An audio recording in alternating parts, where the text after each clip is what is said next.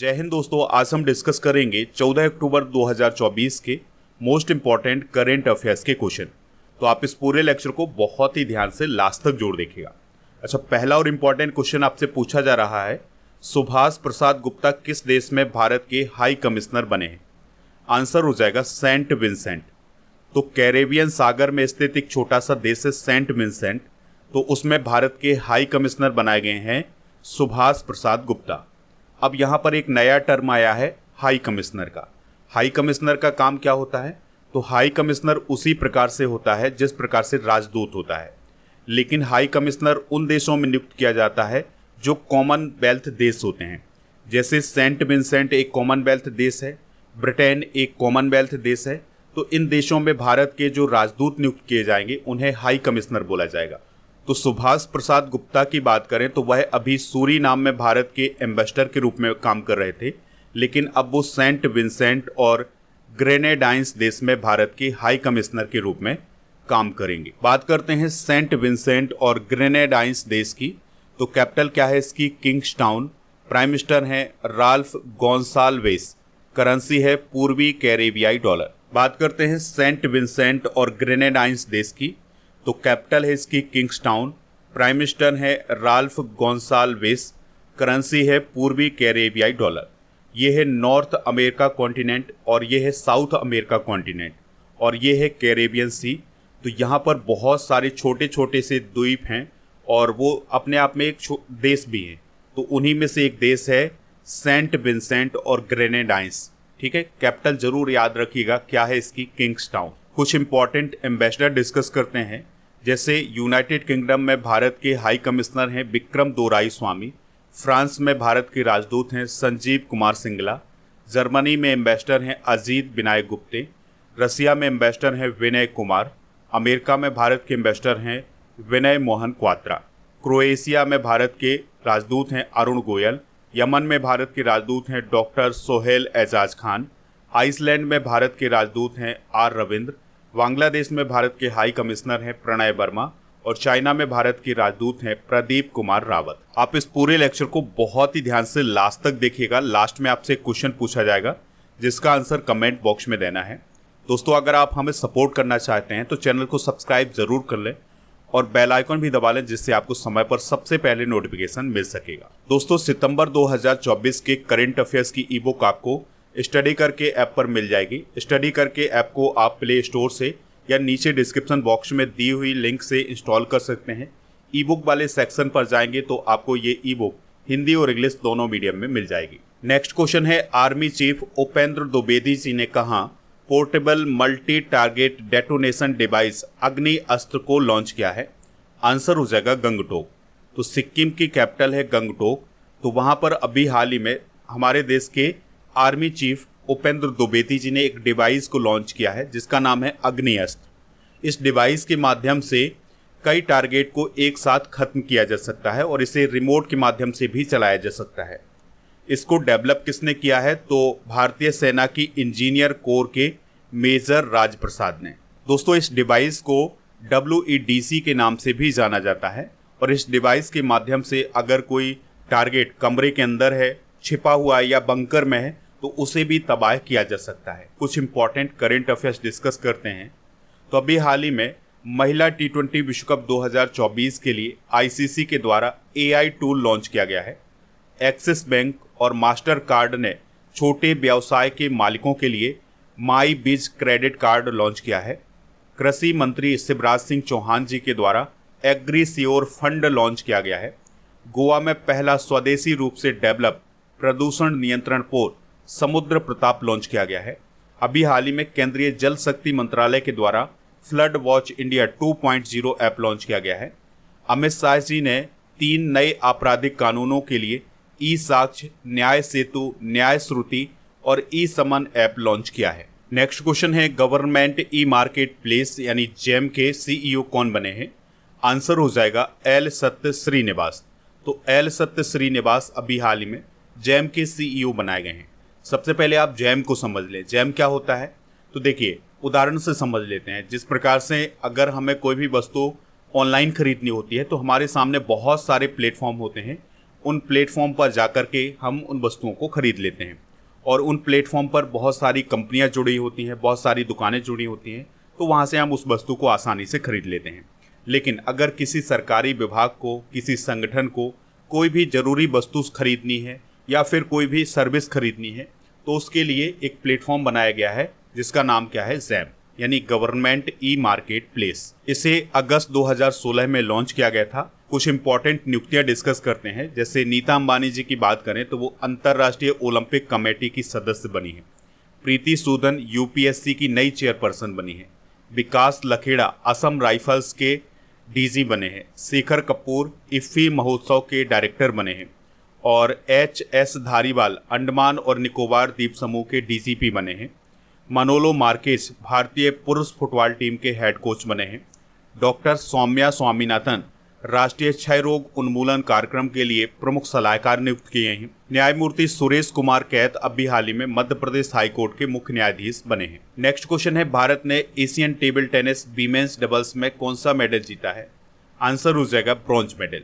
तो अभी हाल ही में कजाकिस्तान की कैपिटल अस्ताना में एशियन टेबल टेनिस चैंपियनशिप 2024 का आयोजन किया गया है। तो इसमें वीमेंस डबल्स कैटेगरी में ब्रॉन्ज मेडल किसने जीता है? भारत ने जीता है। ठीक है, तो भारत की तरफ से कौन कौन खिलाड़ी थी टेबल टेनिस की?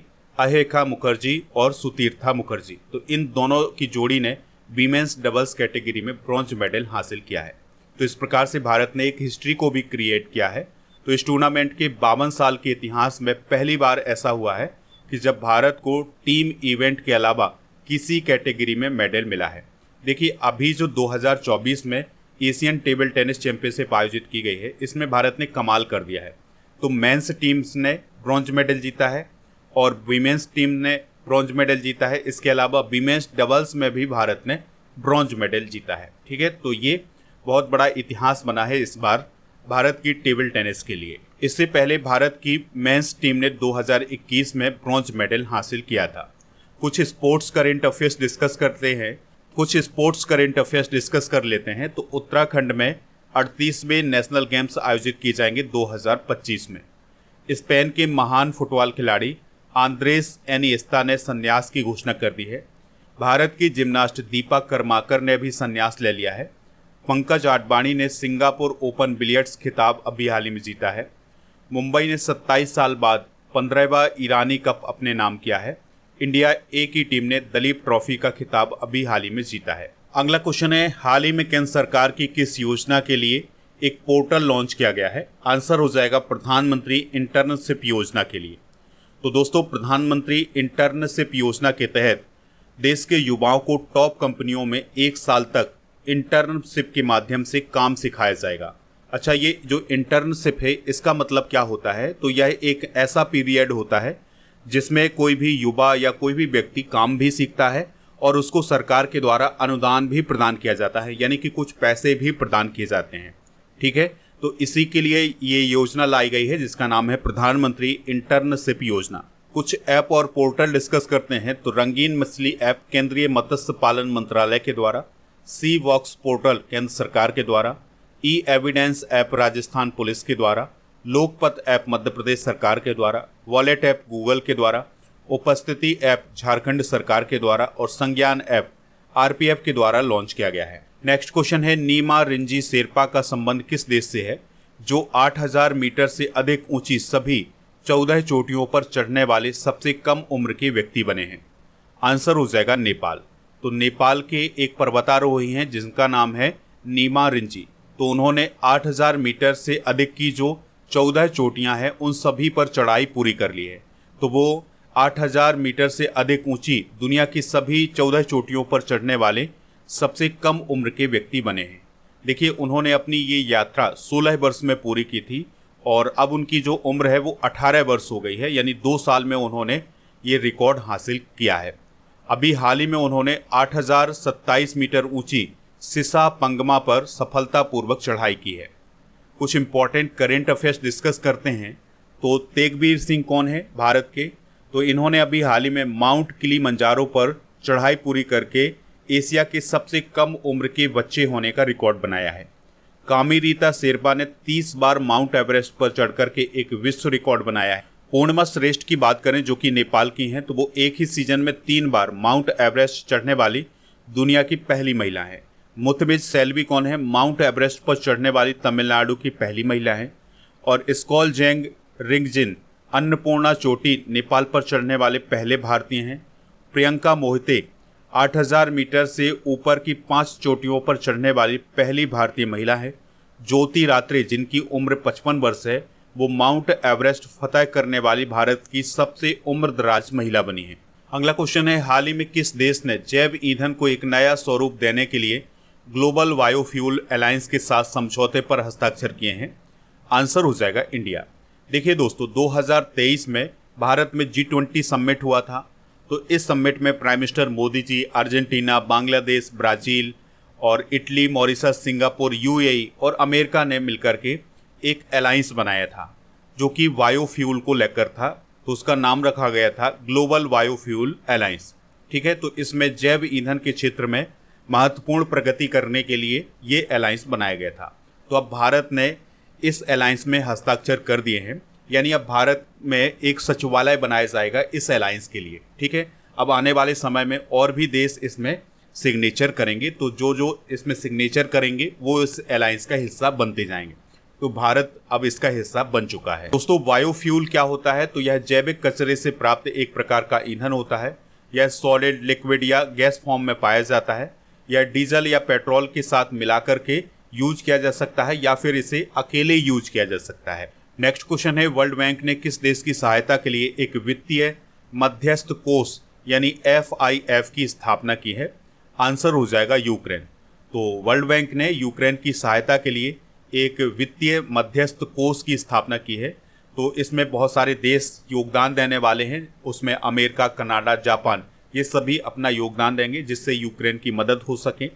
अभी जून 2007 में जो G7 देश हैं, यानी कि जिसमें Canada, France, Germany, Italy, Japan और UK और अमेरिका शामिल हैं, तो इन्होंने ये कहा है कि यूक्रेन की मदद करने के लिए $500 बिलियन का लोन प्रदान किया जाएगा। ठीक है, तो उसी के तहत ये एक कोष बनाया गया है वर्ल्ड बैंक के द्वारा। अच्छा, आपको पता ही है कि 2022 से रूस और यूक्रेन के बीच युद्ध चल रहा है। देखिए, यूक्रेन की बात करें तो यूक्रेन पूर्वी यूरोप का एक देश है। कीव इसकी कैपिटल है और प्रेसिडेंट हैं वोलोदिमिर जेलेंस्की। यह रूस के बाद यूरोप में क्षेत्रफल के हिसाब से दूसरा सबसे बड़ा देश है। इसकी सीमा Russia, Belarus, Poland, Slovakia, Hungary, Romania और मोल्दोवा से लगती है। और आपको याद रखना है कि यूरोप में 8वां सबसे अधिक आबादी वाला देश है। ठीक है, यूक्रेन की लोकेशन आप यहाँ पर देख भी सकते हैं। अगला क्वेश्चन है, अंतर्राष्ट्रीय कुल्लू दशहरा किस राज्य में शुरू हुआ है? आंसर हो जाएगा इसका हिमाचल प्रदेश में। तो हिमाचल प्रदेश के कुल्लू में अंतर्राष्ट्रीय दशहरा उत्सव शुरू हुआ है। और दोस्तों, इसका जो उद्घाटन है ये हिमाचल प्रदेश के गवर्नर शिव प्रताप शुक्ला जी ने किया है। और इस दशहरे में यानी कि इस कार्यक्रम में 25 देशों के सांस्कृतिक दल अपनी प्रस्तुतियां प्रदान करेंगे। अच्छा, कुछ प्रमुख फेस्टिवल डिस्कस कर लेते हैं। जैसे गुड़ी पर्व, खंडोबा महोत्सव, ये महाराष्ट्र में मनाया जाता है। बांचुआ महोत्सव, बिहू पर्व, ये असम में। ट्यूलिप फेस्टिवल जम्मू कश्मीर में। गणगौर महोत्सव और पुष्कर मेला राजस्थान में। इसके अलावा उत्तरायण और रण महोत्सव गुजरात में। हॉर्नबिल फेस्टिवल नागालैंड में। हेमिस त्यौहार लद्दाख में। पोंगल और जलीकट्टू तमिलनाडु में। ओणम, विशु, अल्पसी उत्सव केरल में। खर्ची पूजा त्रिपुरा में। बोनालू महोत्सव और विट्टू कामा तेलंगाना में। और कंबाला पर्व कर्नाटक में मनाया जाता है। अगला क्वेश्चन है, अंतर संसदीय संघ यानी इंटर पार्लियामेंट्री यूनियन या IPU की 49वीं सभा कहाँ शुरू हुई है? आंसर हो जाएगा इसका जेनेवा में। तो दोस्तों, दुनिया के 180 देशों की पार्लियामेंट का एक यूनियन है जिसे इंटर पार्लियामेंट्री यूनियन बोला जाता है। तो उसकी 149वीं सभा जेनेवा, स्विट्जरलैंड में आयोजित की जा रही है। और इसका आयोजन 13 से 17 अक्टूबर 2024 तक किया जाएगा। इसमें भारत की तरफ से कौन लीड करेंगे? लोकसभा अध्यक्ष ओम बिरला जी। इसके अलावा उनके साथ राज्यसभा के उपसभापति हरिवंश सिंह भी जाएंगे और बहुत सारे सांसद भी उनके साथ जाने वाले हैं। देखिए, IPU की बात करें तो यह सांसदों का एक समूह होता है और इसकी स्थापना 1889 में की गई थी। जेनेवा, स्विट्जरलैंड में इसका हेडक्वार्टर है। इसकी वर्तमान अध्यक्ष हैं तुलिया एक्सन, जो कि तंजानिया देश की हैं। मेंबर कितने हैं इसके? 180 और 15 इसके सहयोगी मेंबर भी हैं। अगला क्वेश्चन है, विश्व मानक दिवस कब मनाया जाता है, यानी वर्ल्ड स्टैंडर्ड डे कब सेलिब्रेट किया जाता है? तो हर साल 14 अक्टूबर को विश्व मानक दिवस मनाया जाता है। तो मानकीकरण के महत्व को उजागर करने के लिए यह दिवस मनाया जाता है। अच्छा, 13 अक्टूबर को स्तन कैंसर जागरूकता दिवस और आपदा जोखिम न्यूनीकरण के लिए अंतर्राष्ट्रीय दिवस मनाया गया है। और 11 अक्टूबर को अंतर्राष्ट्रीय बालिका दिवस भी मनाया गया है। तो ये दिवस भी आप नोट कर लें। अगला क्वेश्चन है, भारत ने कितने रन बनाकर एक टेस्ट प्लेइंग नेशन का T20 इंटरनेशनल क्रिकेट में सबसे बड़ा स्कोर बनाया है? आंसर हो जाएगा 297 रन। तो देखिए, बांग्लादेश की टीम भारत के दौरे पर आई थी, तो पहले उसने टेस्ट खेले तो दोनों टेस्ट हार गई। फिर इसके बाद उसने भारत के साथ T20 मैच खेले तो तीनों T20 मैच भी हार गए। लेकिन जो तीसरा T20 मैच था उसमें हिस्ट्री को क्रिएट किया गया है। तो भारतीय टीम ने 297 रन बनाए हैं T20 मैच में। तो भारत एक ऐसी टीम बन गई है जो कि टेस्ट भी खेलती है और T20 में उसने सबसे ज़्यादा इंटरनेशनल क्रिकेट का स्कोर बनाया है। ठीक है, तो इस पॉइंट को आप जरूर नोट करिएगा। चलिए अब हम कल के करंट अफेयर्स को एक बार रिवाइज कर लेते हैं। निहोन हिदांकियो किस देश का ऑर्गेनाइजेशन है जिसे शांति का नोबेल पुरस्कार दिया गया है? जापान। राफेल नडाल ने संन्यास की घोषणा की है, वह किस खेल से रिलेटेड है? टेनिस से। टाटा ट्रस्ट के चेयरमैन कौन बने हैं? नोएल टाटा। संयुक्त राष्ट्र महासभा ने 2025 से 27 के कार्यकाल के लिए मानवाधिकार परिषद के लिए कितने मेंबर को चुना है? 18। कैमूर टाइगर रिजर्व की स्थापना किस स्टेट में की जाएगी? बिहार में। आसियान शिखर सम्मेलन 2024 किस देश में आयोजित किया जाएगा? लाओस। पी वेणुगोपाल का 82 वर्ष की उम्र में निधन हो गया है, वह कौन थे? Heart surgeon. भारतीय रेलवे वित्त निगम यानी IRFC के अध्यक्ष और प्रबंध निदेशक कौन बने हैं? मनोज कुमार दुबे। भारत सरकार ने हिब्ज उत तहरीर संगठन को आतंकवादी संगठन घोषित किया है। इसका गठन कहाँ हुआ था? यरूशलेम में। INS तलवार भारत, ब्राजील, दक्षिण अफ्रीका समुद्री अभ्यास में शामिल होने के लिए कहाँ पहुंचा है? South Africa. अगला क्वेश्चन है, भारतीय पुरुष टीम ने एशियाई टेबल टेनिस चैंपियनशिप में कौन सा मेडल जीता है? Bronze medal. प्रधानमंत्री मोदी ने भारतीय कौशल संस्थान का उद्घाटन कहाँ किया है? मुंबई में। वॉर पुस्तक को किसने लिखा है? बॉब वुडवर्थ ने। उत्तर कोरिया किस देश के साथ लगी सीमा को बंद करेगा? South Korea. अंतर्राष्ट्रीय बालिका दिवस कब मनाया जाता है? 11 अक्टूबर को। दोस्तों, आज के जनरल नॉलेज के पिटारे में हम दुनिया के 10 सबसे बड़े ग्लेशियर डिस्कस करेंगे। जैसे लैम्पर्ड फिशर ग्लेशियर, ये अंटार्कटिका में है, ये 400 किलोमीटर का है। और हबर्ड ग्लेशियर ये 122 किलोमीटर का है। और फेड चेंको ग्लेशियर ये तजाकिस्तान में है, ये 77 किलोमीटर का है। सियाचिन ग्लेशियर भारत और पाकिस्तान में है, ये 75 किलोमीटर का है। और बियाफो ग्लेशियर ये पाकिस्तान में है, ये 67 किलोमीटर का है। ब्रूगैन ग्लेशियर जो कि चिली में है, ये 66 किलोमीटर का है। वाल्टारो ग्लेशियर जो कि पाकिस्तान में है, ये 62 किलोमीटर का है। और दक्षिण एनेलचेक ग्लेशियर जो कि किर्गिस्तान और चाइना में है, ये 61 किलोमीटर का है। और जॉस टीडल ग्लेशियर जो कि नॉर्वे में है, ये 60 किलोमीटर का है।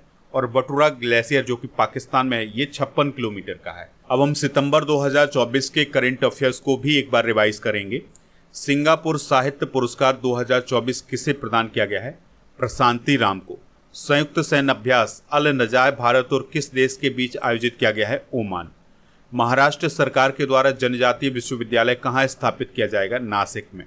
मतदाताओं को सभी स्तरों पर न्यायाधीशों का चुनाव करने की अनुमति देने वाला दुनिया का पहला देश कौन बना है? मैक्सिको। सरकार ने सजावटी मत्स्य पालन क्षेत्र की जरूरतों को पूरा करने के लिए कौन सा ऐप लॉन्च किया है? रंगीन मछली ऐप। ब्रिक्स के राष्ट्रीय सुरक्षा सलाहकारों का सम्मेलन कहाँ आयोजित किया गया था? सेंट पीटर्सबर्ग, रसिया में। ब्रिक्स के राष्ट्रीय सुरक्षा सलाहकारों का सम्मेलन 2024 कहाँ आयोजित किया गया है? सेंट पीटर्सबर्ग, रसिया में। भारत सरकार द्वारा शुरू किए गए मिशन मौसम की अवधि क्या है? 2 वर्ष की। राष्ट्रीय हिंदी दिवस कब मनाया जाता है? 14 सितंबर को। हाल ही में किस राज्य ने पूर्व अग्निवीरों के लिए 10% रिजर्वेशन देने की मंजूरी दी है? ओडिशा। केंद्र सरकार ने अंडमान और निकोबार द्वीप समूह की कैपिटल पोर्ट ब्लेयर का नाम बदलकर क्या कर दिया है? श्री विजयपुरम। तो इस पॉइंट को आप जरूर याद रखिएगा। दोस्तों, कल के करंट अफेयर्स में आपसे पूछा गया था कि राफेल नडाल का संबंध किस देश से है और किस खेल से है। तो उनका संबंध स्पेन से है और वो टेनिस से रिलेटेड है। तो लगभग सभी लोगों ने इसका आंसर टेनिस बताया हुआ है। स्टडी करके ऐप को आप इंस्टॉल कर लें, इसका लिंक डिस्क्रिप्शन बॉक्स में दिया गया है। यहाँ पर आपको paid course, e book, test series, daily current affairs की PDF और टेस्ट पास ये सभी मिल जाएगा। टेस्ट पास में आपको 3000 से अधिक टेस्ट मिल जाएंगे।